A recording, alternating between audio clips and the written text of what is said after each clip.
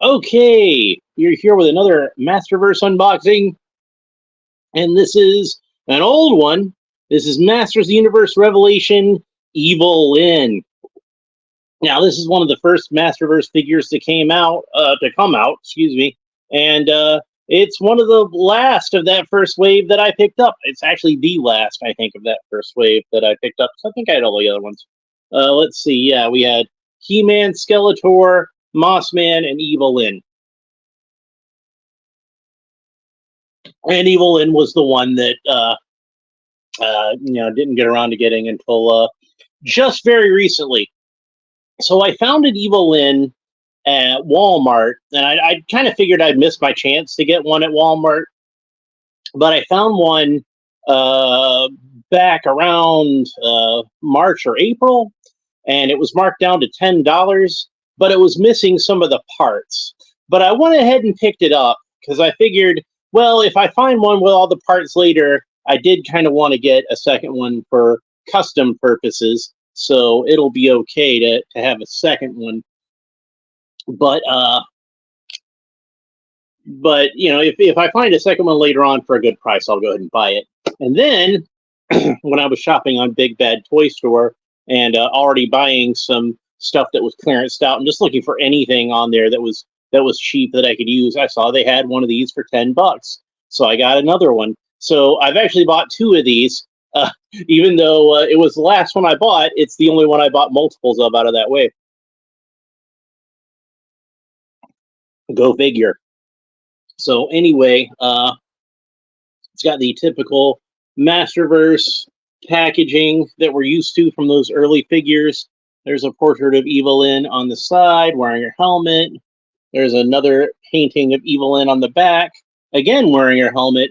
You'd think since it comes with two heads, one with the helmet and one without, that it would occur to them to maybe feature both in the artwork. They usually do that with the alternate heads, but they did not this time.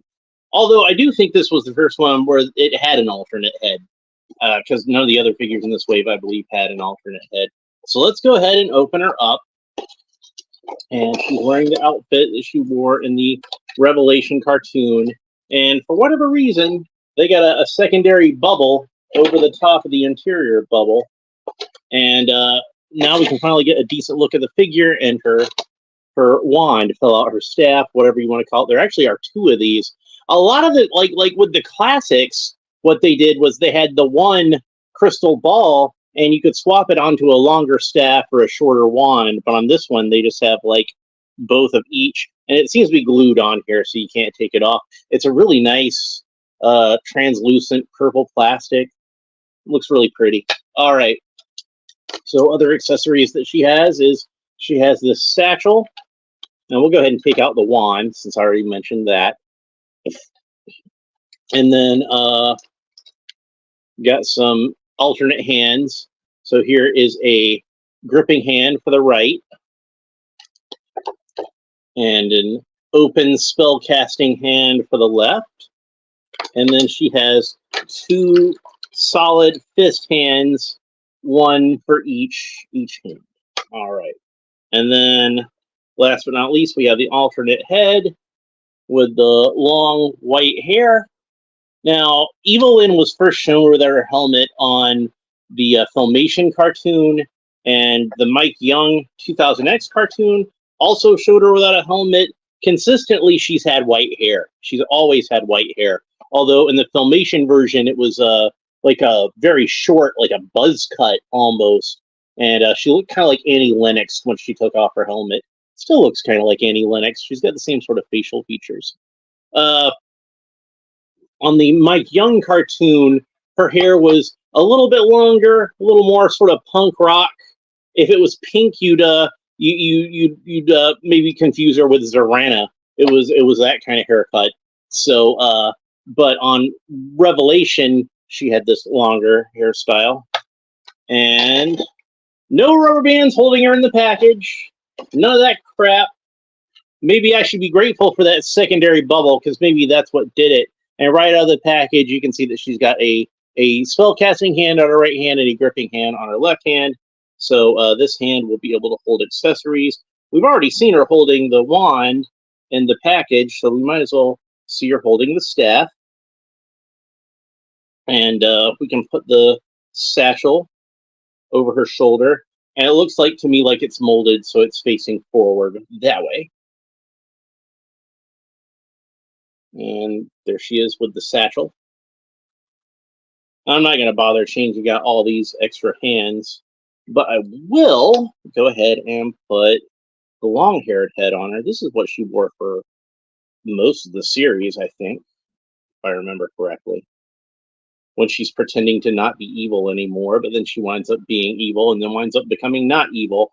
She's got quite an arc. You know, like I can tell, I think most people could tell that of all the characters on there, she was probably the one that Kevin Smith had the most fondness for because she got a lot of attention somewhere around here. Yep, I wound up buying 2 of these Tilas. And what was I thinking about doing? I'm sure you've already guessed. Let's see what it looks like. Neat. She looks pretty good. Although I should say that this ball joint does seem to be a little looser than the other one. So I might want to like fill it in somehow. But I do think that this head looks pretty good on the Tila body. So if I want to do a more classic Evil-Lyn, yeah, I think I'm going to do that. So that was one of the things I was thinking about doing.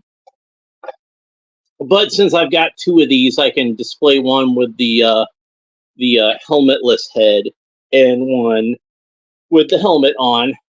So I do think maybe her neck is a little like this head maybe like rests a little like low on the shoulder, makes her neck look a little short. She does have that high collar and some fur trim in between, so that might just be like why it looks that way.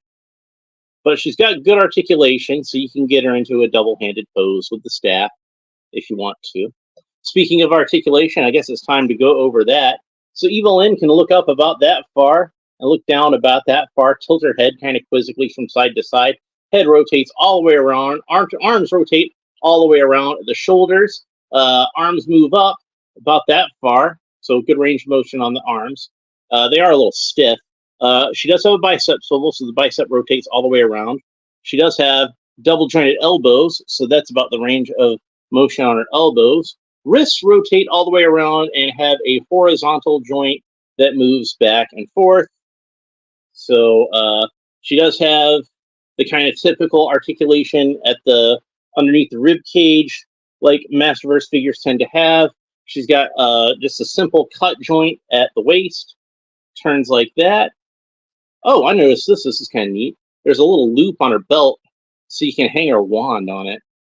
You probably hang the staff on there too, but I think the wand fits better since it's shorter. Legs kick up about that far. She does have this plastic molded skirt, but it does have some slits at the side, so it doesn't interfere with the articulation too much. She does have a thigh cut, so the thigh rotates all the way around. The legs can also move out to the side. She can do the splits no problem. She's got double jointed knees that bend about that far. In case you wanted to put her in a skirt or something, these pants are molded on, and not only are there wrinkles in the pants, but there's like a kind of texture that makes it a little more fabric-like, so I wouldn't recommend doing that. You'd have to sand it a bit if you wanted to do that. She does boot cut rotates all the way around. Her toes, ankles point down about that far, point up about that far, and they are on a rocker ankle, so they do rotate all the way around like that.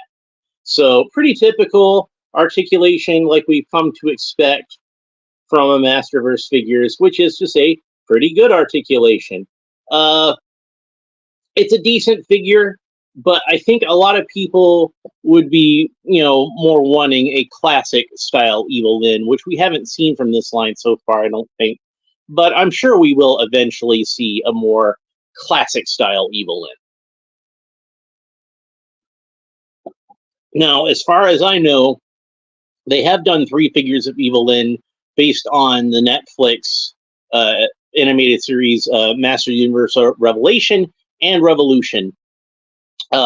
Mostly Revelation, I think. I don't think actually done a specific Revolution one yet, but they have done Evil-Lyn as the sorceress, where she's wearing that bat type costume, and they did do the figure of Evil-Lyn as He-Man when she got the power. So Evil-Lyn, as I like to call her. I think they say Evil-Lyn as the champion or whatever, because it's kind of silly to call a character that's obviously female He-Man, but she's basically like harnessing the power of He-Man. So that's why I say Evil-Lyn. But I do like both of those designs, so I would like to get those figures. This is actually probably my least favorite of the three designs that they've made of Evil-Lyn in this line so far. But even it's not a bad costume. I like it better than the outfit that Tila was wearing for most of Revelation anyway. So it gets a recommend for me if you like this costume, all right. And like not everybody does. I understand that. To me, it's fairly close to a classic Evil-Lyn. If she weren't wearing long pants, it would be close enough. I wouldn't even mind the longer skirt or the lack of the chest armor. I do like the collar and the fur around the collar. I feel like that's a nice touch. So it's not a bad figure. It could have been better, but it's not a bad figure. So hence probably why I dragged my feet on picking her up for as long as I did. But I did get her eventually. Okay, so before I tune out real quick, I'll show you guys what I got in the mail today. Unless, I left it over there. Hang on a second, let me grab it. I thought I brought it over here with me, but I didn't. So today what I got in the mail that's pretty neat is I got this from the 90s. Down, down, get down, down, down, down, get down, down, down, down, get down, down, down, down, bow, bow, bow, bow. Total Justice Superman. Look at this guy. Roar, he's a beast. So let me go ahead and put the cape on him. And unfortunately, it looks like he broke in shipping. Because even though they put so much packaging on him, it still broke in shipping. Oh, well. But he's supposed to... I didn't really care about the accessories anyway, but it's supposed to be like this ray emitter, like in Ghostbusters. But it broke. Oh, well. And he's supposed to have this armor that snaps on the front.